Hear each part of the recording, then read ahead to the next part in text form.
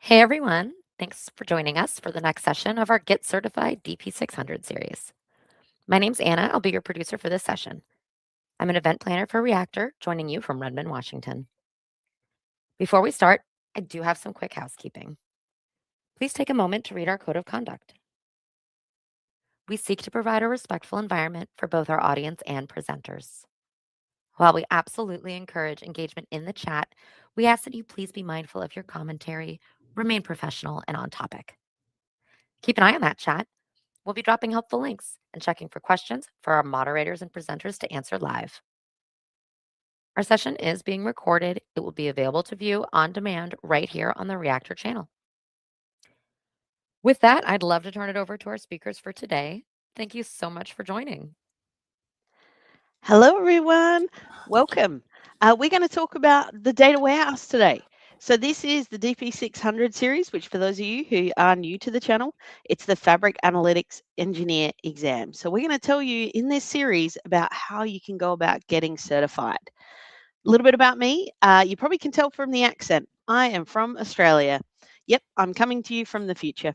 So I'm a Microsoft Most Valuable Professional. I'm also a certified trainer. I love talking about all things data and AI. My day job is data analytics for a global consulting company, and my spare time is traveling around the world talking to all of you about data.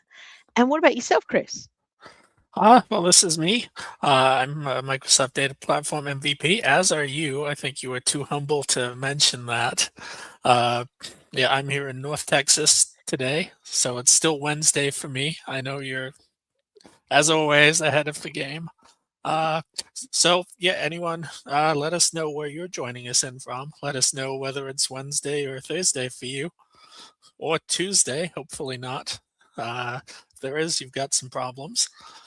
Uh, Now let's see, we've got a couple other people joining us today. We've got Mike and Taylor in the chat. They're going to take all your questions. Excuse me.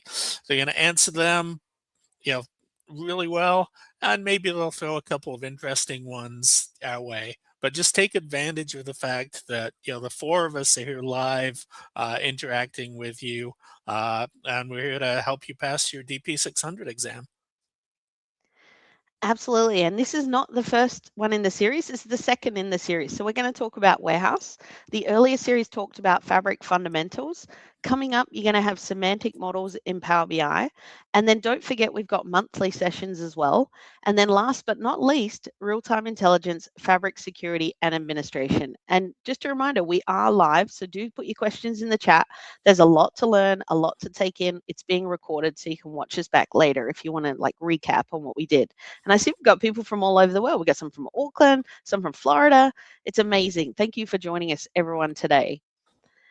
And talking about those monthly data days, so these are a monthly one. So the one you're watching today is all about DP600, but on top of that, we're doing a monthly session about different content. So the next one's going to be about the coding languages, and these are the languages that you can use within Fabric. So think PySpark, Spark SQL, Python, all the things, even R. We might even talk a little bit about DAX and M as well. But come join that session. They are monthly. Register, check out the QR code, and we will see you there in a few short weeks.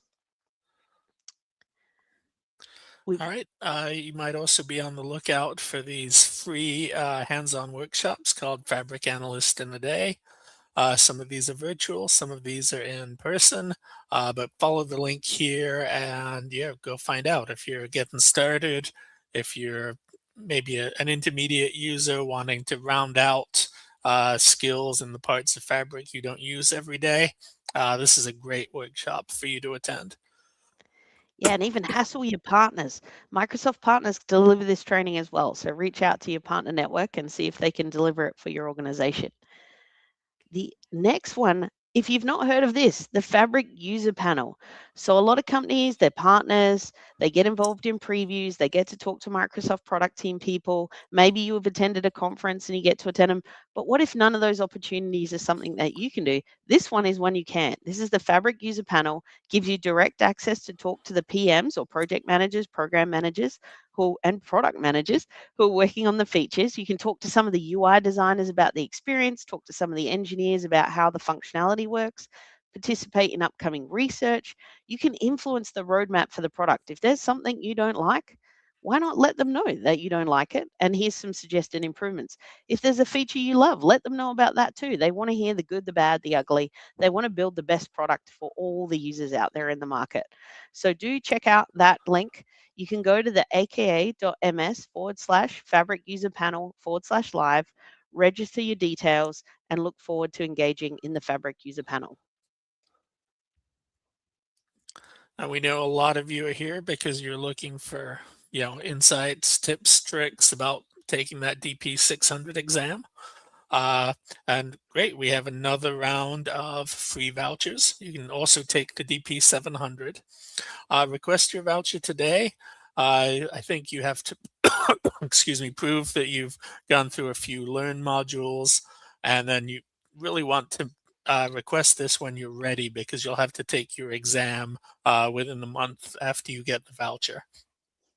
So go ahead and register. It will it will take you a couple of weeks to get that voucher back in your email. So don't worry if you don't get to it right away. And then let us know in the chat, if you're here because you're getting ready to take the DP-600 test. And like anything, they're in short supply. So make sure you get in early. You don't want to miss out on that opportunity. But what else we're doing in March? We're all coming together for FabCon plus SQLCon now in Atlanta, Georgia, in the US. I know I'm coming over in person. I'm going to be looking forward to delivering a workshop and a session. So if you haven't checked out the agenda yet, there's still time to sign up. Take this event code, put it in, get $200. I'm pretty sure this is 200 US as well. So make sure you check out and use that code. Don't worry, we'll re-show it at the end. If you need help in justifying to your organization about going, check out the website. There's links to help you with that as well. It is an amazing opportunity. Think 5,000 plus attendees. Then you've got exhibitors from all over the world to tell you about their products, their services, how they can help you. And then, of course, engage with the Microsoft people as well as all the community people. I know, Chris, you'll be there. I'll be there if you're here because you just want to learn more about, the data warehouse feature of Fabric. Well, you're in luck. Come to FabCon, and I'll be doing a full day workshop with my friend Christina. We'll be going through kind of, the very basics, how you design a schema, all the way up to, what's the best way to get data in there? What are some of the pitfalls that you'll go through? So it should be a great day of learning. Hope to see some of you there. Now, what are we up to today? We're going to be talking about getting started with Fabric Warehouse. So we did Lakehouse in the earlier session. Event houses will be in a later session. So this one's all about the warehouse. We're going to load data in. We're going to show you how the options that you can load data, options for querying that data. We'll look at some of the monitoring capability that's available right out of the box, and we'll talk through security. But security in itself, you could do a whole day. And in fact, at FabCon, there is a whole day workshop on it, and there's a white paper. But we're going to touch on it here so that you have a little bit to get you started, and then you can dive further. And we're, of course, live and interactive. Say hi, message in the chat, ask a question. Yeah, So make sure you keep Mike and Taylor real busy. Exactly. They can't give you voucher codes, though, so don't ask for that. You need to go into the forms and sign up for those. All right, let's get started. Let's talk about the fundamentals, Chris. Take it away. All right, so these are the main things that we're going to talk about. Data ingestion. How do we get data from our source systems into our warehouse? And then how do we shape and store that data in a format that's optimized for analytics rather than for your business transactional system? We want to make sure that it can be consumed by analytical tools, particularly Power BI. That's our favorite. And then we want to make sure that we know how to analyze that data so it's not just data, it becomes actual information for us. So in order to understand what's going on in a Fabric warehouse, we have to take a little bit step back, look at the whole Fabric ecosystem. We can see at the top, we've got our different experiences. We've got our warehouse experience, which is using T-SQL. We've got our lakehouse experience, which is using PySpark or Python. We've got our real-time intelligence using KQL. We've got our Power BI data sets.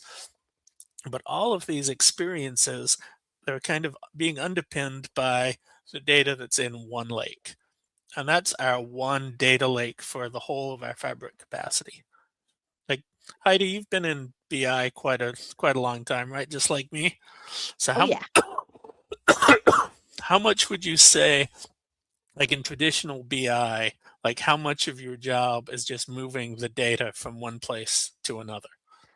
All the time, all the time. There's always like that one team, that new team pops up. We get data scientists in and they're like, oh, hey, I need this data. And then the owners of the warehouse are like, oh, we can't have them accessing the warehouse. We need to copy the data somewhere just they can access it. Or you get a new integration with a new system and they're like, hey, we need this data. And you're like, okay, we'll go copy it over to you as well. And now I'm like, the introduction of Fabric, way less copying of data. Like those shortcuts, man, just shortcut to data, go leave it where it is, maintain it once. Every team can tap into it. We can still secure them off where they need to be, give them their little access points, but we can make it so that we're not doing massive amounts of engineering anymore. We can just do the required set and focus on other things. Yep, one lake is really just a short way of saying one copy of data in your data lake, but that doesn't look too good on the marketing slides. So I think one lake is probably a better term for it. I do like how Yeah. they described it as the OneDrive for your data because it's like a relatable concept. If you're using Word and Excel and Outlook, you're like, this is like the OneDrive for your data. We'll handle all the stuff behind the scenes. You just write your data there and we'll let you access it with the different tooling, but one copy. Oh, that's pretty good. It's cloud-based. So we've got a portal online. We're in, doing, I would say like 60-70% of my Fabric work is just within the Fabric portal. With within my Edge browser. So you can navigate around, you go into your Fabric workspace.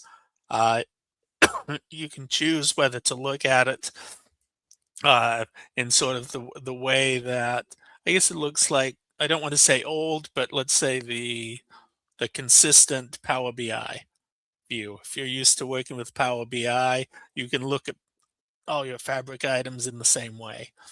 Or you can't really see it on this screenshot very well, but the bottom left, you can click switch from Power BI to Fabric view, and then you have kind of a more traditional, you've got tabs. You can have as many things open as you want just within your one browser tab.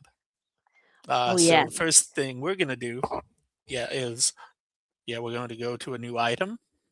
We're going to create our warehouse and we're going to give it a snazzy name. And it'll take a few take a few seconds to get set up. And a good tip for people, the more that they add to Fabric, that every time you click that new item, there's always more and more and more. There's a search. So you can just type warehouse in the search and it'll come up. And if you want the new user experience around multitasking, if you switch that little selector down the bottom right, if you switch that from Power BI to Fabric, you're still in the same interface, but it changes the menu so you get the new multitasking experience. So it'll open up all your items that you have open in a tab, different tabs up the top. So it's really handy to be able to just navigate between like your warehouse. If you want to look at a lake house or you want to look at your Power BI report in a different tab, you can have them all open and you get the option to see them there, because the Power BI one, it would do them vertically on the left and limit to 10. So it's kind of nice to have the tabs up the top. What about designing? Because we know that we can, once we've created a warehouse, we kind of need to design it. We can't just chuck the data in there like it's a storage of no requirements, no governance, no strategy. We can't just throw things in. It's better to give it a bit of a thoughtful design, I think. Yep. So, and this is what we're looking at. We're looking at this classic star schema where we have a fact table and it's connected relationally to different dimension tables. What's kind of left out on this slide here is you'll hear a lot about medallion architecture, about bronze data, silver data, and gold data. This is sort of the ideal way that you're going to present the gold data. You're going to shape the data in ways that make it much easier for your end users to query. I know we've all probably written queries against our business systems that are joining in 10, 15, 20 tables. Yeah, it's just awful. It performs very poorly. It's awful to write. But in our data warehouse, our gold layer that's curated, data governed, we're going to set it up so it's as easy to query as possible. So, in case you haven't heard those terms, fact and dimension, before, let me explain a little more about those. So, our fact tables, they contain the numerical data we want to look at, what we're going to call measures. So, we typically have a large number of rows because we have one row per event, right? If you have a sales fact table, each row would be a sale. It might even be an individual, line item product sale within a larger sale. So you can think about, say, how many sales somebody like Amazon goes through.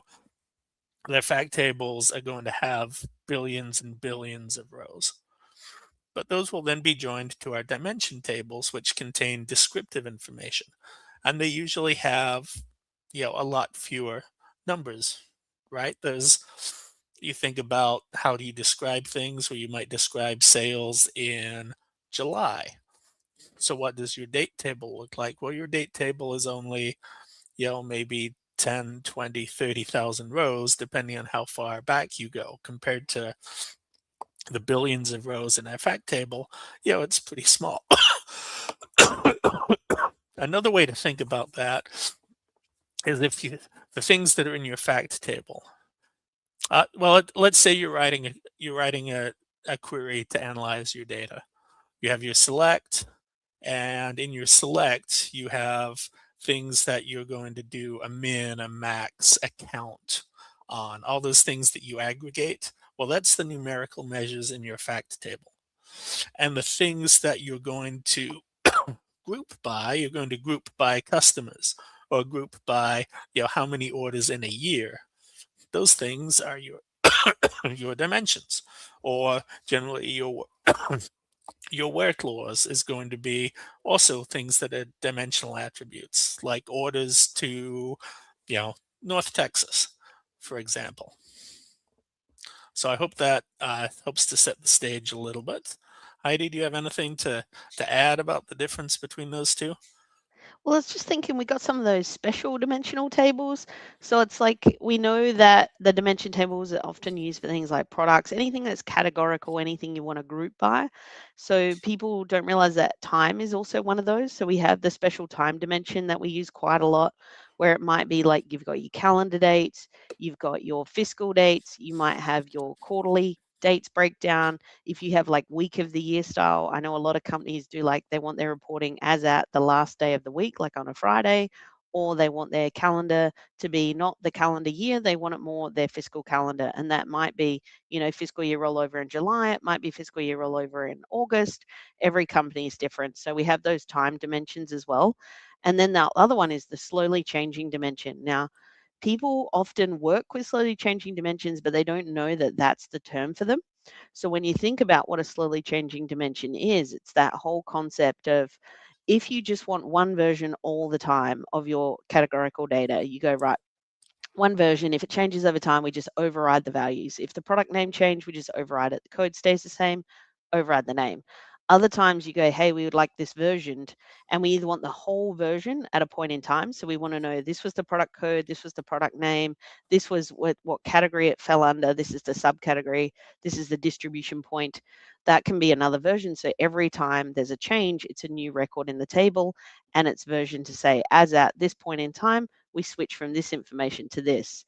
And then other times you want to go, well, I don't need to know the full dimensional value. I just need a specific column to be versioned. So then you almost have like multi-value attribute columns, where you're saying this particular column, when it changes, I want a new record for the change of that and nothing else. The rest of the record can be overridden, but this particular column, I need to know historically what it is. So we get those custom sort of special types of dimensions. You'll hear other ones like junk dimension, degenerative dimension.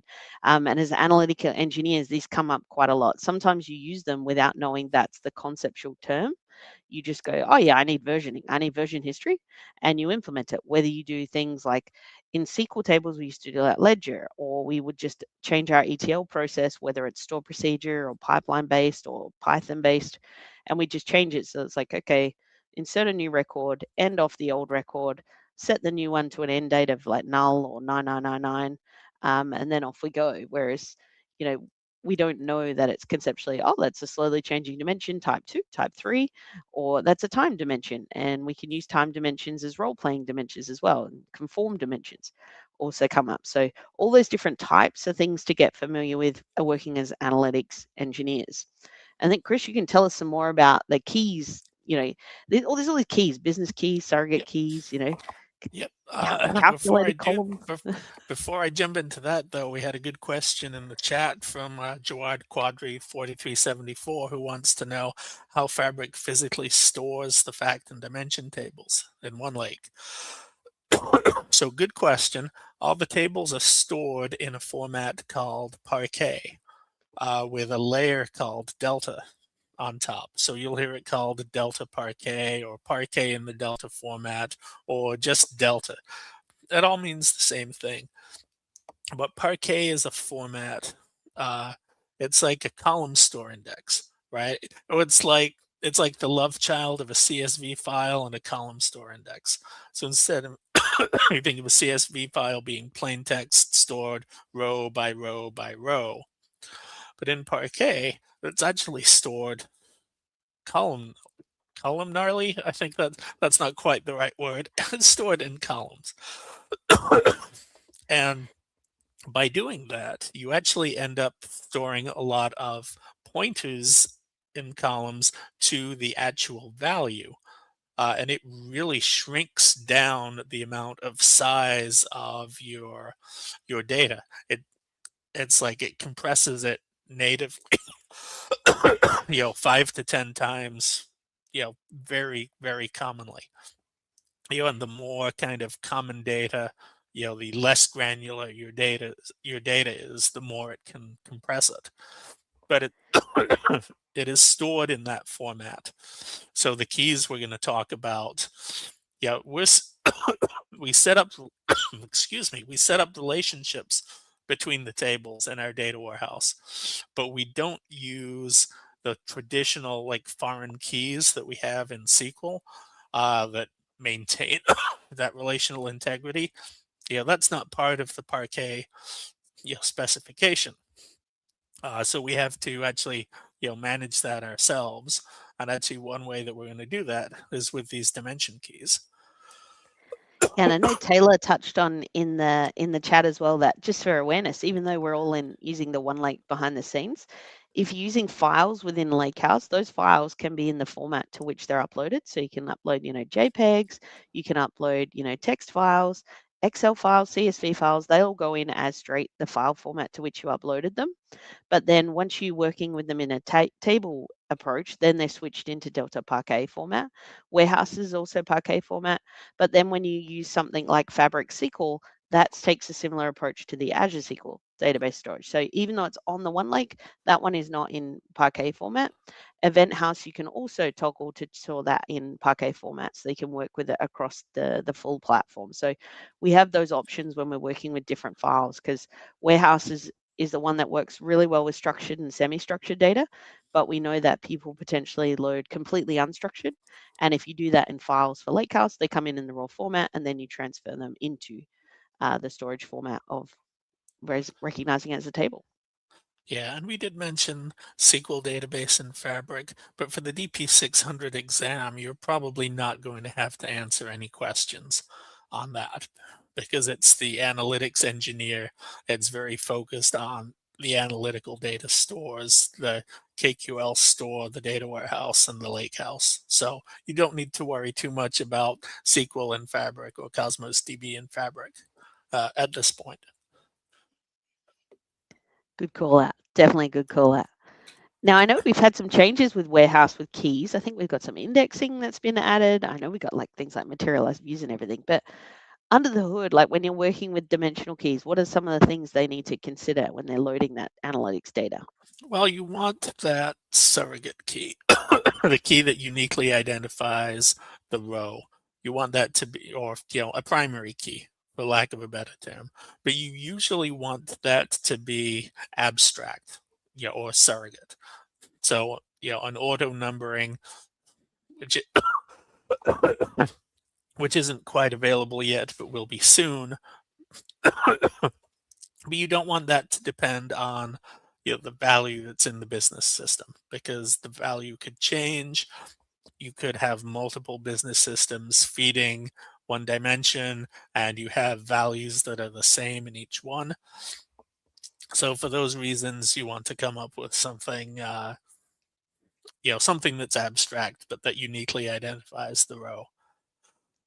Yeah, and the other But reason then we you'll don't also want use to store your business key as well in the row, so that when you're detecting change. Excuse me, Heidi, can you take over this one yeah. while I pop a cough drop?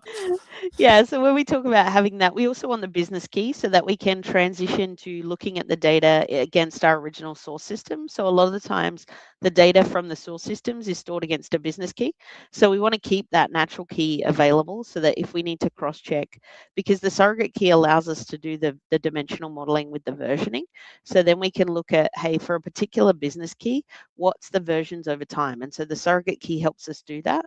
And also if we want to see the fact data against it, so if we wanted to see the sales records against a particular version, we would put the surrogate key into the fact table so that we're joining on that as opposed to our business key. Because if we join on the business key, then we've got to do additional calculating to go, well, which version of the business key are we looking at? And the reason we do that surrogate key in more of a numeric style, like a simple integer, is also for performance.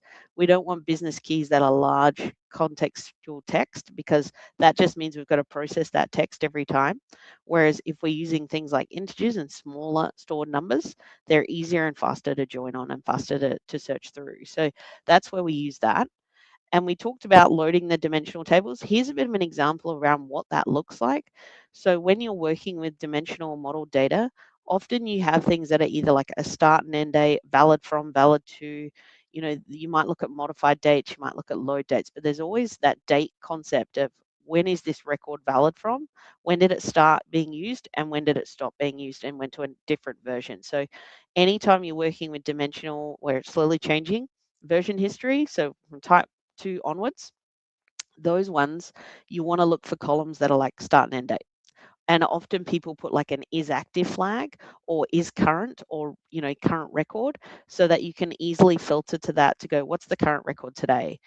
And the cool thing about this is you can look at the data against the current version by joining on that surrogate key or the business key to get you the latest version, but you can also look at it historically. So you allow, by using slowly changing dimensions, you look at both current and historical. So that's why you use that sort of approach. It's important to know that for the exam, because when you look at the study guide of the different sections, some of them are like, what are the load patterns? And it's load patterns in terms of full and incremental, which we'll talk about in the load section, but also in terms of structuring the data so that you can do current and historical analysis without having to rewrite like a full table design. You're back with us, Chris. Welcome back. Unmute. Anna's probably muted. Oh, yeah. Heidi, can you go back to that slide? I want to point out one Yeah, thing yeah. that bugs the heck out of me. We see those two rows where the name of the bicycle turned into super bicycle. Note how the valid to of the first row is the same as the valid from of the second row. I would never Yes. do that. Uh, I always want to be able to issue a query saying, what was it on this particular day? And if I issue a query saying, what was it on the 31st, I'd get both rows. So yeah, this is, I think, a case where you want to probably put your end date the day before your next start date. Very good call Yeah. out. Definitely Yeah, a good maybe call being out a on that bit one. picky here, but I don't want people to look at these slides and think, well, this is the way to do it because it was in the one Microsoft presentation. Definite good call out. And with that, let's talk about loading data, right? So we've talked about designing our warehouse, we've talked about creating our warehouse. Now, how do we get data into our warehouse? For those of you who are new, I think there was like at least 30% of you who hadn't had a chance to watch any of the previous sessions. So when we talk about loading data into Fabric broadly, We often call it extract, transform, load, or extract, load, transform, ELT, ETL. It really depends on the pattern that you need for your organization as to which one you do. And the good about this, and also the bad, is there's about 13 ways to get data into Fabric. You can use just about any technique that you like, whether you're a low code, no code citizen developer who just wants a drag and drop interface, you can do that. If you want to be a pro coder and write code and do a bit of vibe coding, you can do that. If you just want to crack open File Explorer and load up files, we've got the One Lake Explorer to be able to do that. So there's lots of options for every persona.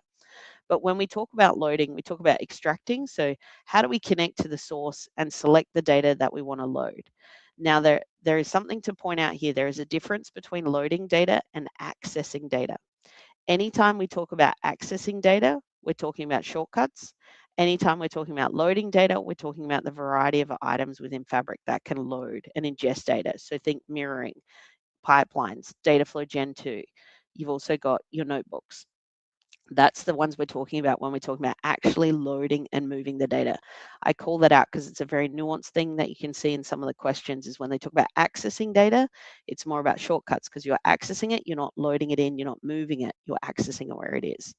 So once we've extracted that data from the source, we want to transform it. We want to do things like, clean the data, get rid of nulls, or we want to replace certain attributes. We want to make sure, like if you're dealing with addressing data, for example, and you have the short notations like ST for street or RD for road, maybe you want to transform that to be all clean and consistent. Or if you want your business codes to have a set format, we can do that. Then we actually load that. We load it into our dimensional modeling space. So we either can load it, say we're doing a medallion architecture, we might load it raw, one-to-one copy, often referred to as bronze, one-to-one source to the Fabric platform. Then we want to transform it into more a business view, a business representation of the data. Because when we were capturing the data, it was all about the operational business need of what data do we need to capture. We need to know what the sale was. We need to know when the sale occurred. We need to know what was sold. We need to know how many and how much it cost. But then when we're doing analytics, we want to look at it in a slightly different way. So we want to model that data into more of a business construct. So often we'll consolidate different tables and go, we'll take 5 different tables like products, categories, subcategories, or we'll take stores and regions and we'll combine them to a more analytical viewpoint. So that's all about where we're doing our loading. And then post the load, we want to do things about optimization. So think about when you're working with Fabric Warehouse, because we've got those Parquet files under the hood, they need maintenance just like any storage solution. So sometimes we'll run commands like vacuum, optimize, and it's all about taking those Parquet files and making them as efficient as possible for what we're using them for. So now that we are talking about loads, let's talk about the types of loads. So the type of loading patterns that we have is both a full and an incremental. These are not the only ones you can do, but these are generally the 2 common ones that get talked about. A full load is where you basically, you're either starting from scratch with a brand new warehouse solution, or something went wrong and you need to reload everything from scratch as well, or you're just doing some testing. Where we do truncate and load. So we're going to truncate all the data out of the warehouse, a clean slate. Then we're going to load the data in from, day dot through to current. And that'll be a longer load time because we are loading all that history from, the day we want through to the current day we're working with, especially if we're doing the versioning over time. So these are always good for an initial load, but from a long-term data warehouse design, you don't want to do full loads every single day because when you start getting into sort of terabyte, petabyte scale territory, doing a full load every day is not exactly possible if your load is going to take more than 24 hours. Not to say Fabric needs 24 hours to load, but your data may be quite large. And that's where we switch to an incremental pattern. So you can design your load to do full, and then you can even have it parameterized and configured to toggle over to an incremental so that you can kind of handle both. So with an incremental load, we're designing it to load smaller data sets each day or each time. That may be every 10 minutes, it may be every hour, it may be every Friday of the week, whatever your schedule may be. But we're incrementing and we're just loading that increment. So it's a much smaller data set every time. It means our ETL load process is much faster because we're not loading as much. We're just loading difference between the last load and the current load. And of course, we're preserving the history over time. And it's great if you're doing frequent updates because you can dictate when you do the incremental load. You may have the load trigger when a change occurs on the source system. So that's something we can do with Fabric in conjunction with Activator is say when there's a change, I want to kick off my load process and get that latest data loading into the Fabric platform. So it's really good to be able to distinguish the different load patterns. There's no right or wrong answer. You design the load pattern to suit your business, but most often, if you are going to design for incremental, you'll also treat it as if, let's say, something went wrong. You do a bit of defensive program, you allow it configurable to be able to toggle a full load if you needed to. Be aware of that. You can also do time traveling within Fabric Warehouse. So if something does go wrong, you have the ability to time travel the data back. Sort of, I think, out of the box is about 7 days. So you have the ability, without needing to fully load your whole warehouse, you can do a bit of a rewind and go, okay, there was an issue 2 days ago with our load. We're just going to time travel back and redo that bit through to current. So we've got the data in the correct state. We also want to look at staging the data. This is another one that is optional, but there are certain load techniques where staging actually is more performant. And you see it often with Dataflow Gen 2, where the data is staged as part of the loading process, and pipelines can also be configured to allow a bit of staging as well. So this is just temporary storage. It's not designed to be there all the time. It's just designed to be there as part of your load process. Stage it so that you can do a bit of transformation and then formally store it in the table. Chris, did you have anything you want to add on that one? Oh, I just wanted to kind of add to something that Taylor said in the chat, which is we've been talking about ETL, but you will also see ELT. And usually staging is a good example of the ELT because we do the extract from the source systems and then we load it into staging before we do our transforms. So I think a lot of the time, really a lot of the time, I think most of us do ELTL rather than pure ETL or pure ELT. But I think a lot of us, because of the history, just refer to all of that kind of collectively as ETL. It's like the word Kleenex at this point. Yeah, and I see there's also some conversation in the chat around, hey, but if you don't have any watermark columns, so sometimes those date time columns are considered watermark columns. If you don't have that, then your only option can be to full load. And the way you can design around that is do a full load for that first bit, that sort of source system raw copy in, and then do things like creating a hash record. So you hash each record so you can incrementally diff and go, all right, what did change between the last time I loaded and this? So between that bronze and silver, or bronze and gold, no matter which way you do it. But it can be difficult to set up incremental if your source system doesn't have an increment that you can work with. Sometimes the increment is not dates, it's just ID columns. So you're like, hey, I loaded up to index record number 5. Now I'll load from 6 onward. And that's great until someone goes and backdates and change your record. And then you kind of got to work out, hey, how do I increment based on the change, not increment based on the code? So it can be a little daunting. Yeah, But there are options. change data capture is a whole other session to get into all the different ways that you can capture and monitor for change. That's a fun one. It's a good call out from Taylor. It's not impossible, it's just complicated. And that's absolutely right. Nothing's impossible, it can just be complicated. And sometimes the solution is probably not one you want to do. But if it's the only option, you work with what you've got. And always consider cost. So the decision points, whilst we can do like full and incremental, it's also a decision point around which ingestion method is going to cost for the work that we're doing. So when we look at some of those ingestion options, we've got Fabric pipelines, we've got Fabric Dataflow Gen 2. We've also got the option to do cross-database querying, which for those of you who've never used SQL Server, you're probably wondering what is cross-database querying. That's the option for within a warehouse, you can query another warehouse or in fact a lakehouse, because a lakehouse has a SQL analytic endpoint as well. So you can go from a warehouse and query a lakehouse in the same Fabric environment, just with T-SQL by referencing it by its data, it's like lakehouse name plus the schema plus the object name. And then we've got the copy into command. So copy into is really great when you're working with data sitting in a storage account and you want to just take that data from the storage account over to the Fabric warehouse. And so you can use the copy into command, which is another T-SQL command. But with each of those, the decision point around them can be, what's the skill set of my team? If they're low code, no code, drag and drop, then something like a Dataflow Gen 2 or Fabric Pipeline is good. If you're pro experience, we're writing T-SQL commands and you're familiar with writing sort of store procedures and functions, then you may want to look at doing cross-database querying or copy into commands. So each time you've got to look at what's the skill set of the team, what's the outcome that I need, and then which item is the cost aversion. I know with a lot of people, if you're just raw copying in, so you're taking a source system and copying it in, sometimes pipeline is the best one for that because you can do it metadata driven, easily configurable, and then handles just bulk copying of data as opposed to like a notebook where you've got to write a programming experience. You can do metadata driven with that as well, but it can be a differentiator. But then when you want to do transformation, if you're doing heavy transformations, then it might be better to do notebook and go with a pro code approach. If you're transitioning from Power BI, where you did your get data experience, straight into Dataflow Gen 2 is a good way to start because the experience is very familiar to you. It's slightly different in that, yeah, you're going into the interface in the Power BI service and you're going into get data, but from that point on, you've got the Power Query steps and everything, so you get a familiar. And one thing we point out is there's also the option of clone. So cloning within Warehouse allows you to basically copy the metadata of a table as another table, but leave the data there. So you can effectively copy a table and go work with it.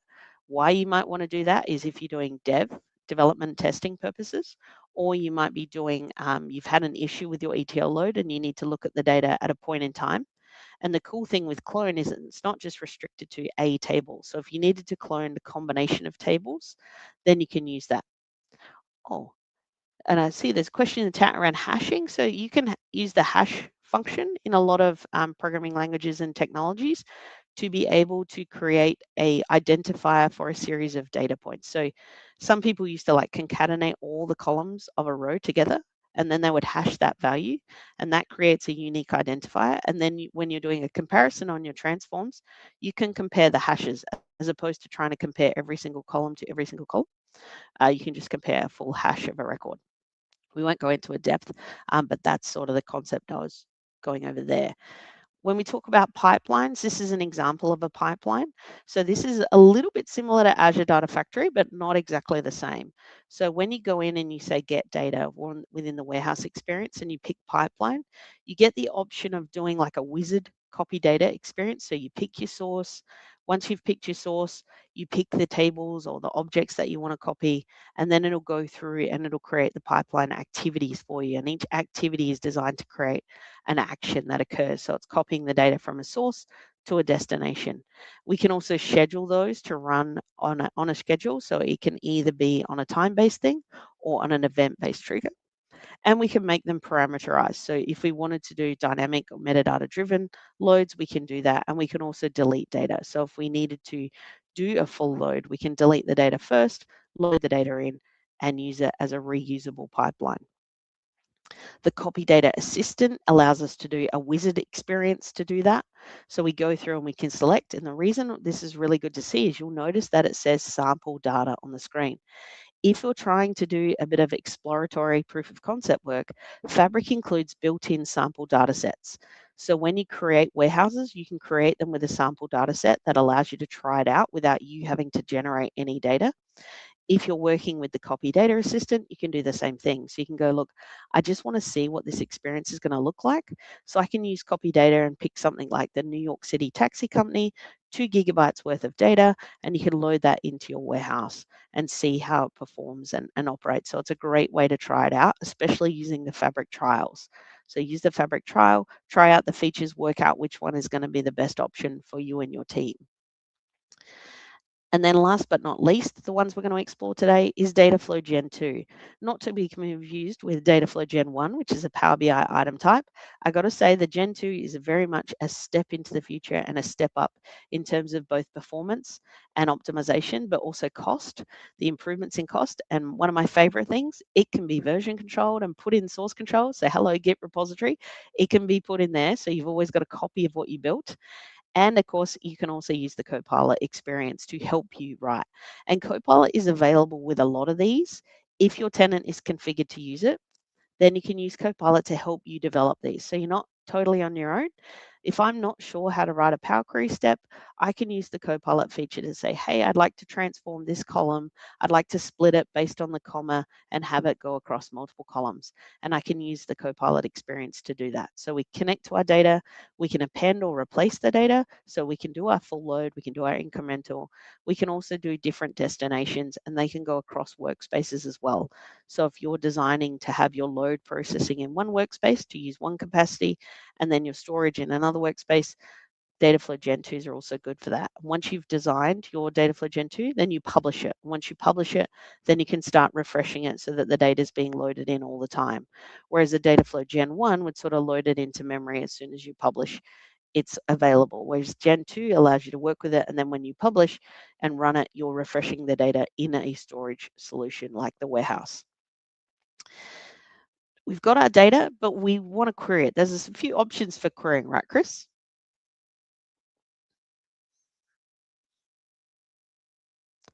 Toggle the unmute.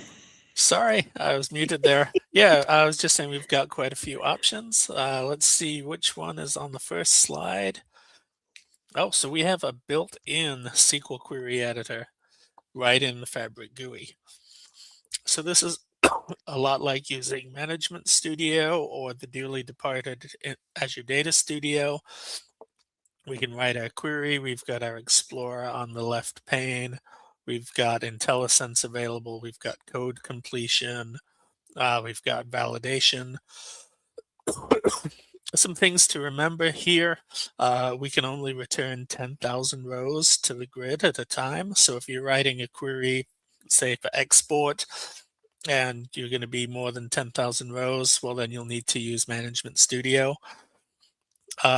Also, every query that you issue is a brand new session, which if you're working with temp tables leads to some interesting experiences.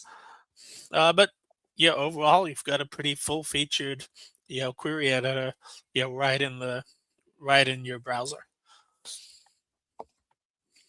All right, what's next?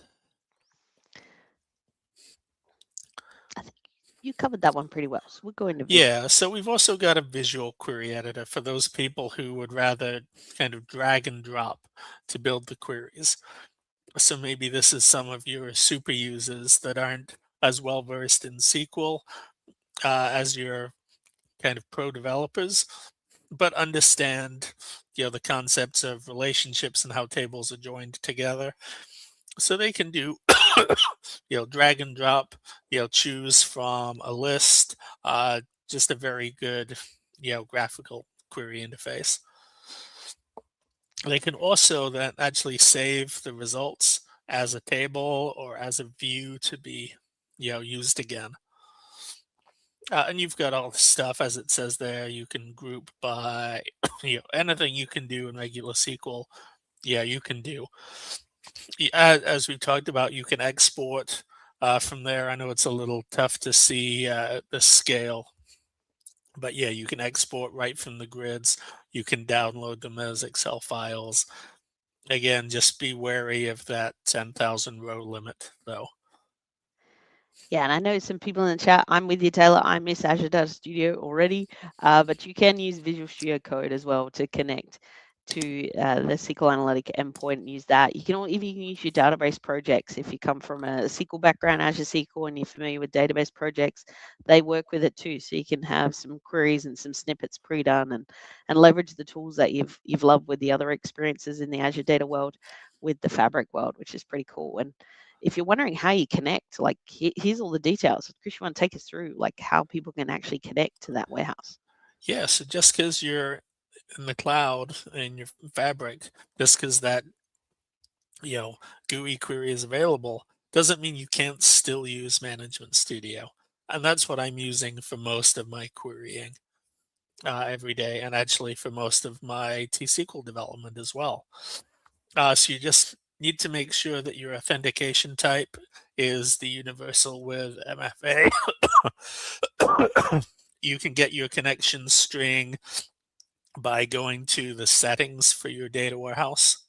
And there's a place where you can hit the little button to copy the long string into your clipboard, and then you paste that in the server name. You'll pick the right authentication, put in your username, and then a regular kind of Azure Enter ID, password prompt will pop up. I always love the comment I hear out in the community. Everything you ever want is behind the 3 little dots. 3 little dots, properties, it's there. 3 little dots, coffee connection string, it's there. And for those of you who work in networking and network restrictions in your company, you'll note that the end of the URL is datawarehouse.fabric.microsoft.com. So make sure if you've got network controls in place that you're allowing that endpoint. And all the endpoints that Fabric use are published online on the docs. So if you do need to do some network changes to support it, those are available in the docs. So you can submit those to your security teams and your network teams. And we can also visualize the data with our tried and true Power BI, of course. Yeah, I mean, as you can see, a lot of times, that's not going to be, something that the developers fall in. But as soon as you create, a semantic model, you've got the ability to just drag and drop, create really great looking reports. Yeah, again, right in the GUI. Yeah, you don't need Power BI Desktop to do this. It's right within, the warehouse space. And I guess one of the important things that we've got is how do people actually monitor this solution? And I guess when we're talking about monitoring, we're talking about like the consumption that's happening for our Fabric warehouse, the queries that people are running, what's taking so long to load, what's going on with the platform, how do we do the tuning? All right, so what we have to know here is, first off, anything that we're doing, we're using up these things called capacity units, which is kind of an abstract concept. But I think the documentation says each CU is essentially half of a warehouse vCore. So we can use the capacity metrics app. Now we have to be an admin to install it, and that's a capacity admin rather than a tenant admin. So as long as you're a capacity admin on your Fabric capacity, you can install it. A lot of times you'll want to, say, filter by activity type to warehouse here, and you're tracking primarily your reads and writes and how many CUs. You might have an F8 capacity. You're expecting that your average workload is 8 CUs. All right. And I guess there's different operations when they're looking at these, because obviously the CUs is going to report, that capacity metrics is reporting against every different Fabric item in the workspace, not just their warehouse. Yeah, so the warehouse query is how long the actual query engine is taking to resolve the query. The OneLake piece is about getting the data into, or usually when you're querying out of OneLake, to be available for the engine to query. And you'll note that we also have the SQL endpoint here. So if you're using a lakehouse, but you're using the SQL endpoint to query the warehouse using, say, T-SQL, that is going to show up in the capacity metrics app under that warehouse that you've already filtered for. And I've included a little link here so you can go learn more from the Learn docs. And I think that they're discussing this in the chat, but we can narrow down to like a point in time. This is a Power BI report that has a series of inbuilt filtering already, but we can go in and filter to a specific, like if there's a spike in the CU usage, we can go in and look at that in more detail and find out exactly what's happening on the platform. Yeah, one thing you're going to use a lot for that is looking at this explore graph. You can see the line at 100% is your regular your regular capacity. The blue is the background CUs that are running, and the red is actual user queries. Now note that we've got some spikes that go over 100% because we can burst. And as long as we're not going over the average of our capacity, you can see, Leah, looking at the average of this, we're probably running at about half of our our available CUs. So we're probably in a pretty good place with our sizing here. But if you look at this graph, I'd say the average is way down to 10% or so, then you've probably got a bigger capacity than you need. And it's really good to work with your capacity, because the capacity can have more than one workspace, but a workspace can only have one capacity. So you do want to look at these things and optimize both your workspace allocations to capacities appropriately, but your capacity sizing. And I know there's been some talk in the chat around the licensing. If you're looking at F64, that covers your Power BI Pro consuming in the same way a Power BI Premium P1 and above did. But everything else, if you're doing the Power BI items, you need the Power BI Pro license, but all the Fabric things are licensed by the capacities. So they're covered in that regard. So we've got some things to think about here. If you're doing cross-database reporting, I believe it's only going to show up as the initial database and not other databases that you've joined to. So that may be a little misleading at first. We've also got, you can, there's actually a whole Learn module on these, but we have some dynamic management view queries that you can use. So if you've used, excuse me, DM exec requests in the inbox product, that's available as well. That can show you what's going on right now. You've got a schema called Query Insights that shows you which queries are run a lot. So yeah, the like the sys.dm exec shows you what's going on now, where the Query Insights give you a longer time period. But also just keep in mind when you're querying these things or when you're looking at the capacity metrics, just doing that also uses some of the CUs against your capacity. Yeah, and definitely a then good also, call out. Definitely good call out on those yeah, dynamic management views, because you need to understand which ones allow you to see which information. So if you needed to say, look at, hey, there was spikes over time, what was the query that was used? Some of those views will actually show you the query, and some of them will show you the session, some of them will show you the user. So different ones have different use cases. yeah, and then always keep in mind that the duration field is about how long the query processing is taking, not necessarily how long it's taking to render back to the browser. Right? So if you're waiting a long time, it might just be it's taking forever to get your 10,000 rows of 120 columns to get all that data coming back to your browser. That won't be captured in the duration, just the processing piece. And we could spend a whole day on monitoring. It is in itself, it's a full day to go through the different monitoring techniques. So definitely dive into that more, and don't treat monitoring as an afterthought. Really, as you're building out your solutions in Fabric and working with it, think about monitoring, how you're going to monitor your solutions from the get-go, so that you'll be able to watch for those spikes and adjust your capacity, or look at reserve pricing for capacities to keep your cost optimized. And the other thing we need to cover is security. Now, security, it's important to be aware that whilst there's a lot of security enhancements, Fabric has had security since day one. A lot of people confuse that Fabric didn't have some security because they saw one security, universal security in the roadmap, but that's more enhancements to the security. We've got things like role-based access controls. We can do SSL encryption. We have the different encryption keys, of course, being in the Fabric platform with single sign-on. We've got the ability to use Entra's multi-factor authentication, as well as integrate with Entra in terms of like our workspace identities become available in Entra. We've also got the ability to use conditional access policies and partner up with Entra to restrict access to our Fabric tenant through those means. But one of the ones to be mindful of is security in layers. So it starts with the tenant, goes in the capacity. We've got tenant admins, capacity admins. We've got things like private links, private endpoints. Once we're in the capacity, we then go into workspace. We've got our workspace security. That's the container for our items. We can grant access at the role level, access at the workspace level, I should say. We've only got the 4, so admin, contributor, member, and viewer.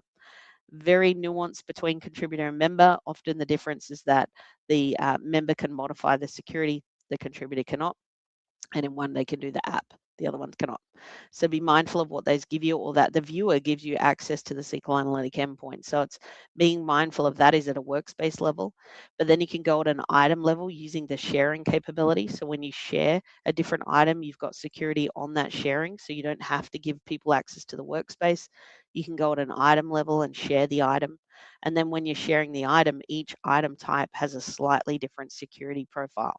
So for the most part, you'll have the options to do read data, and read all. They won't appear as that on the menu. It'll say something like, hey, do you want to provide access to the SQL Analytic endpoint? Or would you like to give access to be able to use Spark against this? Or would you like to give access to connect but not actually read any of the data?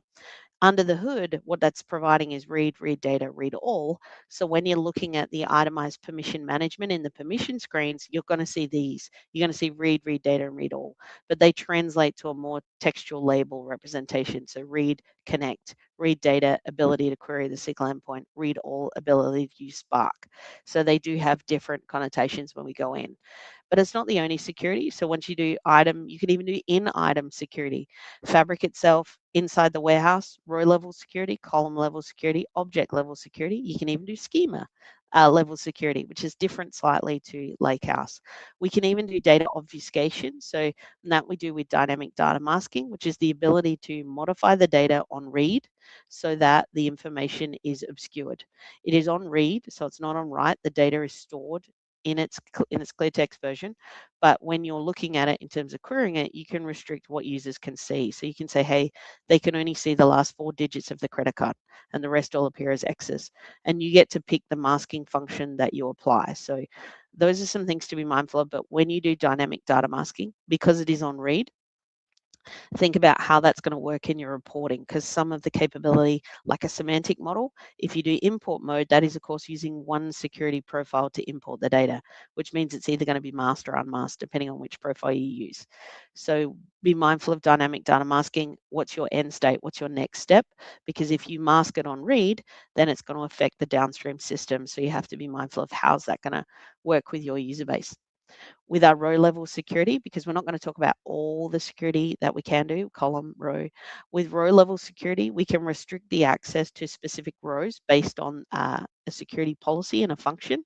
So I could say, hey, user querying this database, I want to cross check if the user is in this particular role, they can see this category or this set of regions. And I use the security functions to be able to do that. And I can apply that function to a table so that I can restrict access to the rows within a table. When you do this, if you're working with Power BI semantic models and reports, that will eliminate the use of direct link because it is using a security feature. It'll fall back to direct query. But generally speaking, row level security is really good to restrict access to the data as users query it so that they can't see particular rows that they're not supposed to. So it's something to consider when you're building out your data analytic solutions. As an analytical engineer, what is the persona security model that you need? And is it appropriate to do it on the warehouse, or do you want to do it on, say, the Power BI semantic model? Or do you want to just do it within views? Within the warehouse, it really depends on how you're going to be designing out your end state for your users, because sometimes you want a combination of row level security on the warehouse for that ad hoc querying. You want to maintain the security. You may also double up and put it on the semantic model as well, or just put it on the semantic model, and that's your consuming point.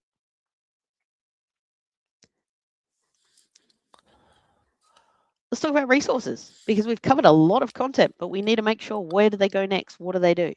Yeah, I think we have time pretty much just to show this one slide and, get your cameras out to get those QR codes. I know we're a few minutes over, but just get ready for the DP-600 exam. If you get the voucher, you'll have to take it next month. So, you've got to run through this checklist, very quickly. You got to get that exam scheduled, get your hands-on practice, maybe through some of the Learn modules, take your practice assessments. And then all we can really say is good luck. Yeah, I know there was Uh, at least like 25% plus of people who were saying they were ready to go. So definitely get those vouchers, get it scheduled. You can reschedule up to, I think it's like 24 hours before you schedule. So life gets in the way, just reschedule, but make sure you do it in that month. Use the voucher. And hey, if you don't pass the first time, that's okay. You've now learned a bit about the exam, you've given it a go, and you can retry it. You can take the exam again. It's not like one and done and you failed and you can't do it again. You can resit the exam. So don't be afraid to give it a go, because you'll now know what you did well and what you didn't at a high level, and then you can focus your learning and go at it again. Yeah, and in in previous series on this same channel, we've actually done some sessions about specifically how to prepare for the exam. So go back and just go to the Microsoft React to YouTube channel and just search for DP-600 preparation. And I think there's going to be at least 4 videos with different people covering the material, different ways that they prepare.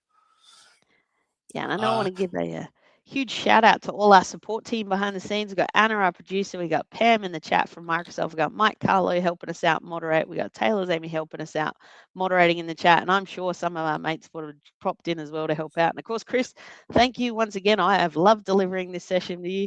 I know we did one last year and we got to do one this year. Hopefully we can do one next year as well. yep.